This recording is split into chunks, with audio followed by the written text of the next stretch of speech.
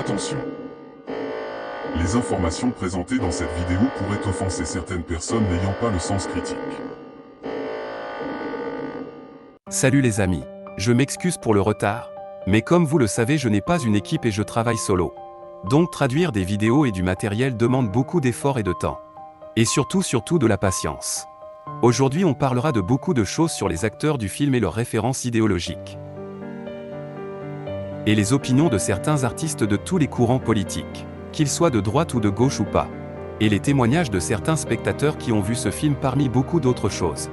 Mais tout d'abord on commencera par parler du personnage principal du film.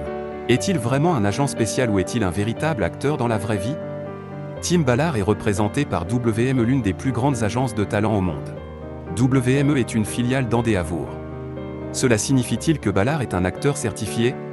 Il semble que oui. Comme toujours je vous laisserai tous les liens dans la description. WMA n'est qu'un autre CA qui a des liens avec la CIA et d'autres organisations gouvernementales. Regardez par exemple le conseil d'administration de cette fondation. Principaux membres du conseil consultatif. Henry Kissinger. Dianne Feinstein. Conseil d'administration en vedette. Tim Ballard. Suzanne Sarandon. Kiefer Sutherland. Conseil des conseillers en vedette. Robert Shapiro. Célébrité ambassadrice en vedette. Arnold Schwarzenegger. Tom Cruise, etc. Voici la liste des Owen Benjamin. Tim Ballard ainsi que le procureur général de l'Utah Sean Reyes. Et le producteur exécutif de Sound of Freedom Paul Hutchinson font partie de la Knight Templar Secret Society. Un autre ami de Tim Ballard et acteur lui aussi dans un podcast a admis d'être un Templier. Il s'agit de Jonathan Roumie qui a joué le rôle de Jésus. Il était l'acteur principal dans la série de Chosen, qui a été produite aussi par Angel Studio. On parlera plus tard de Angel Studio. Alors suivez la vidéo jusqu'à la fin. A mantle and a cross with a little crown on it, a knight's cross. 5 years ago, I was knighted by the order, the solemn Sovereign Military Order of the Temple of Jerusalem. I lost my mind there for a second. Essentially the Knights Templar, which is what that is. God is telling this story and we're just trying to find it. Scully got a brother. Yeah, that's his brother. Maury and Mary. That's Mary there, Our Lady Guadalupe. So, dynamic duo, yeah? In a way. Cool. Glenn Beck et Tim Ballard défendent un agenda bizarroïde. Grosso modo pro-israélien. Le traité de Tripoli est la déclaration la plus claire que les fondateurs originaux des États-Unis d'Amérique ne croyaient pas qu'ils créaient une nation chrétienne. Ils ont spécifiquement déclaré dans ce traité. Le gouvernement des États-Unis n'est en aucun cas fondé sur la religion chrétienne. Traité de Tripoli. Article 2. Le 7 juin 1797. George Washington et tous les pères fondateurs et l'ensemble du Sénat ont voté en faveur du traité de Tripoli, ce qui signifie qu'ils n'étaient pas chrétiens. And George Washington and the founders made a covenant with God. And it is the reason why we were founded, why we were protected, and why Israel was established. Now Timothy Ballard has the book out, The Covenant, and it is a theory that you're not going to get anyplace else. You're probably one of the very few, besides David Barton and me, that get teary-eyed talking about this stuff. I get emotional. And then what happens? It's not over yet. George Washington comes out and takes his oath, raises his arm in the fashion of a covenant maker, and places his hand on the Bible, but not just on the Bible, but in the Bible. Where he placed his hand told the world and the nation that he understood the covenants of Israel and that he understood this covenant had been imported by the founders into the United States of America. L'autre personne qui a financé le Sound of Freedom en plus de Carlos Slim.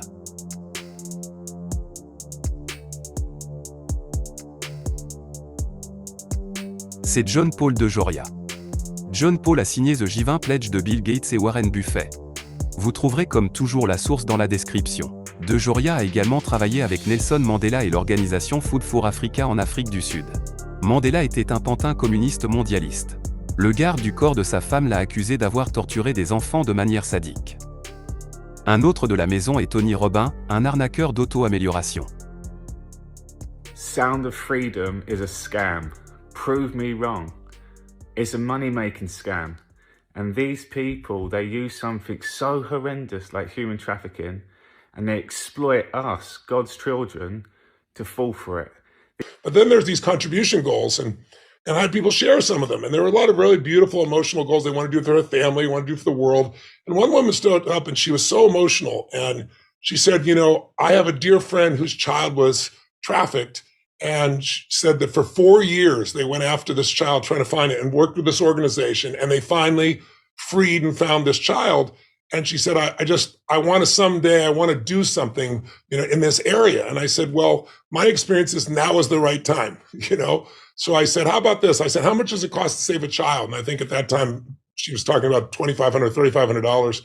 And I said, to save a child's life, that's it? They said, yeah. And I said, we have this audience, you know, a couple thousand people. I said, I'll put up the first $250,000 of matching funds. You guys match me up to 250 and we'll make it work. And it was one of the most beautiful things I've ever seen. I've done it so many times since then, as Tim knows. And people started standing up out of the aisles and coming down to give us their card to make their commitment. I said, just write down what you'll commit. You know, I'll match it, you know. And we went to $1.2 million in a period of awesome. 30 or 40 minutes. And I was crying, everybody's crying. And this is Angel Studios, also frauds, 2 brothers, both Mormons. And if you look at their old company, Vid Angels, they just got sued, 60 odd million. The judge has just recently ordered them to pay 9.9 million over 14 years. They're con men, and now they're doing it again. And then 2, we started building an audience through crowdfunding. Instead of going into a big bank or a big studio and saying, hey, cut us a check for $1, $2, $3 million for P&A. So instead of going to one person to cut a check, let's go to the crowd, because that's how we've done, you know, we crowdfunded The Chosen, we crowdfunded Dry Bar, we crowdfunded all of our TV shows. Let's go to the crowd, and crowdfund is only Sun's P&A budget. And so we crowdfunded $1 million and $1.2 million in less than 100 hours. And we were like, whoa, that was way faster than we expected. And so it's really important that people do 2 things. That if they have the resources, go buy tickets right now, because that sends the signal to people and the theaters and gives them the courage to say, we're going to give more screens to Sound of Freedom. And that means they're pulling screens away from potentially Indiana Jones or Mission Impossible, or whatever it is. So we have to give them that courage to be able to do that by buying tickets in the pre-sales. But the second thing is being able to pay it forward for someone else. Yes. So if someone doesn't have the resources, they can go. So we've already gifted from people who have paid it forward over, I think, 150,000 tickets around the United States. And we're just getting started. These topics are so dark that most people don't take the time to go and look into it. They just listen to the word of people that use God and hide behind scripture. It's a money-making scam. And Tony Robbins, if you see who he's associated with, I get a phone call where a child is suicidal, or the President of the United States calls and says they're going to impeach me in the morning. What should I do? But that actually happened. Bill Clinton called you the night before, 1998, and said, Tony, they may be impeaching me in the morning. What should I do? What an extraordinary position of responsibility you had. I'm not the only person he calls. No, you're one of the people he called. By any stretch, yes. The Clintons, then you start adding it all up. And I've got a personal story when I was on a retreat with Deepak Chopra in Hawaii a few years ago, and the same sort of thing happened. At the halftime break, he had this speaker that come on. She was dressed to the nines. It was an act. And she said about this horrendous story of her brother got kidnapped and he was suicided. And the guy donated $1 million out of nowhere. From the back of that, everyone else starts donating. They lied to you. And ever guess who Deepak Chopra was very good friends with too? So later, of course, I had the fortune to meet great people, including President Clinton, who's an amazing person because he shares the characteristics of great charismatic leaders. He's totally in the moment when he's talking to you. He's not distracted. He radiates warmth, and actually he's very sure of himself, you know. This is the war. It's a lot deeper than just human trafficking. It's everyone involved in it. And they're using God to hide behind, and this is what it all comes back to. So guys, zoom out, pay attention. It's all in our face, it's so obvious. Quelqu'un trouve-t-il étrange que Tony Robbins ait un lien avec Tim Ballard? Son téléphone contient le numéro de Bill Clinton et il a aussi fréquenté le Dalai Lama. De plus, toute sa carrière n'a été qu'une escroquerie visant à hypnotiser son public, pour qu'il lui verse des sommes d'argent considérables. Voici l'avis d'Owen Benjamin, un agriculteur et ancien comédien d'Hollywood sur le théâtre Sound of Freedom.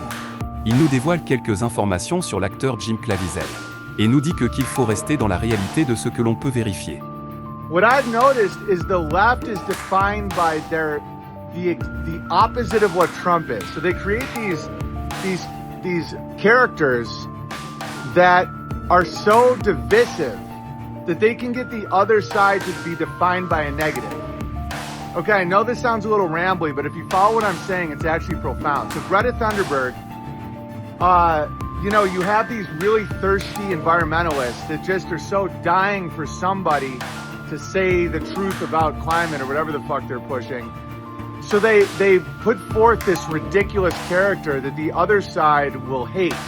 And that's intentional. I used to think it was by accident. It's not. Tim Ballard and Jim Caviezel and QAnon and all this stuff, this is to hide human trafficking. And I caught on to this, one, because Carlos Slim funded the movie. You know, it's the same with like Greta Thunberg. Like the people strip mining, you know, the Rothschilds and all these people fund her. So the richest Mexican gangster made Sound of Freedom. And Tim Ballard, if you can judge people, if you have a good ability to read a person, which I do, he's totally full of shit. You can just tell. He's fucking crazy. It's like Greta Thunberg. Same with Jim Caviezel. Like, he doesn't blink, speech impediment, talks about adrenochrome and like kids in basements and Spielberg, all this stuff that you can't prove. And I was way more sensitive. Like, these people, they're not kicked off PayPal. They're not kicked out of all comedy clubs. You know, it's like, so why was I? Because I appeal to right and left wing people. This scam they're running does absolutely nothing. And in fact, and I'll close on this, it runs cover for child sex trafficking. Because now you associate it with, and I promise you guys, you right-wingers that think that these guys are saying the truth, the adrenochrome narrative and the Q narrative sounds fucking crazy, okay? That there was like underground bases in Guantanamo and Tom Hanks has a tribunal and he's been executed. That's like, all those narratives sound so fucking crazy, or that they scare children to suck their adrenochrome and they drink them at Hollywood parties. I've never witnessed that ever. What I did witness is the open exploitation of children and pedophiles being allowed around children and major producers and directors putting the symbolism in the movies and the mysterious death of Heather O'Rourke, stuff like that. Like, you gotta stay in reality and what you can prove. Jimmy Caviezel est très proche du pape et un catholique convaincu. We have to do a lot more. And we got to start with Donald Trump. What do you mean? Well, he's got to be in there because he's going to go after the traffickers. Do you think he understands that? We were with him last night. Oh, I didn't know that. Yes. Yeah. Oh, so he's going to be moved to do something. I didn't know that. Oh, he wasn't here last night. This is the new Moses. I mean, I'm still Jesus, but he's the new Moses. Pharaoh, let my children go free. The agents that I got to work with got to show me things, and one particular time he says, "Are you sure you want to go further?" But I was weeping so hard. I said, "This is what Tim goes through. This is what I got to see it in order to go into there, to take people to a level of, will you do something? Will you do something? At some point, it ends for all of us." And so the pain is much better than the pain in the future. And if I have to see that to save my children, to motivate me to save my niece, to tell my sister. C'est comme si on disait à un acteur: tu dois prendre des doses d'héroïne pour que tu puisses bien saisir le rôle de toxicomane dans le film. Jimmy Caviezel a donc regardé des films pornographiques pour enfants et des meurtres, pour entrer dans le personnage d'un film qui s'est ouvert au premier rang au box-office. et qui n'a conduit à aucune arrestation. Jimmy a 3 enfants adoptés de Chine et une femme très étrange. C'est de la pure folie. Il a affirmé qu'il visionnait de la pornographie infantile pour sauver les enfants. Jimmy Caviezel est très proche du pape et un catholique convaincu. Cependant, il doit se rendre dans la jungle colombienne pour trouver des pédophiles. À bon entendeur. Et pour conclure cette partie, je vous laisse le témoignage d'un des chanteurs les plus célèbres en Espagne et en Amérique latine qui a vendu son âme au diable. Il s'appelle Alejandro Sanz. Il a vendu plus de 25 millions de copies de ses disques dans le monde. Et il a gagné 20 latins Grammy et 3 Grammys américains. Il appartient au Parti démocrate américain. Cette vidéo sert juste à vous montrer comment certaines pantins de l'élite opèrent, et la manière dont il promeut ce film. Suivi d'une vidéo d'une jeune fille dont j'ai beaucoup aimé l'analyse. Bien qu'elle ne perçoive pas encore clairement certaines choses en raison de son très jeune âge. Ici je vous dis au revoir et à bientôt dans une autre vidéo. Hoy les quiero invitar a que vayan a ver una película que se llama Sound of Freedom, que es una película brillante no solo por la realización, por el trabajo de los actores, sino por el mensaje que transmite. Es una película que está creando un movimiento para luchar contra el tráfico de niños en el mundo, que es enorme. Son casi 2 millones de niños con los que se trafica al año en este planeta nuestro. Así que les invito a que vayan a verla. Ahora mismo es la película número 1 en Estados Unidos. Y es increíble. Yo he tenido la suerte de verla y te cambia completamente la visión de este mundo y abre conciencias. Así que, por favor, vayan a verla. Un abrazo. Pourquoi le film Barbie fait l'objet d'une forte promotion partout? Tu as sûrement remarqué qu'ils sont en pleine effervescence sur les réseaux sociaux avec Barbie partout. J'ai toujours aimé Barbie. Mais il y a des messages subliminaux que le réalisateur a mis dans le film, et que t'as probablement raté et je vais te les montrer ici. Numéro 1. Les hommes sont inutiles. Numéro 2. La famille traditionnelle n'est pas pertinente. Numéro 3. Ce qui fait d'une femme une femme, c'est sa beauté physique. Numéro 4. Tout le monde peut être Barbie. Même un homme. Le docteur Barbie dans le film, c'est un homme trans. Numéro 5. Le futur est féministe et sexuellement diversifié. Numéro 6. Les femmes sont les chefs et les hommes sont soumis. Leur slogan est « Elle est tout, lui n'est que Ken », ce qui est un euphémisme pour dire il n'est bon qu'à faire du sexe. Et voici un fait au cas où tu ne le saurais pas. Ce n'est pas un film pour les enfants puisqu'il est classé PG-13. Donc, pour les personnes de plus de 13 ans. Par les messages de Sound of Freedom sont les suivants. Les parents sont essentiels. Les familles traditionnelles sont fondamentales. Les vrais hommes défendent l'innocence des enfants.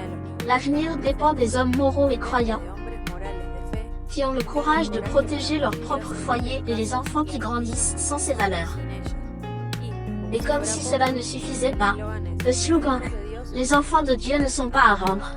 Comme on peut le constater, les messages sont totalement opposés. Mais que peut-on attendre d'Hollywood et de ses tentacules médiatiques?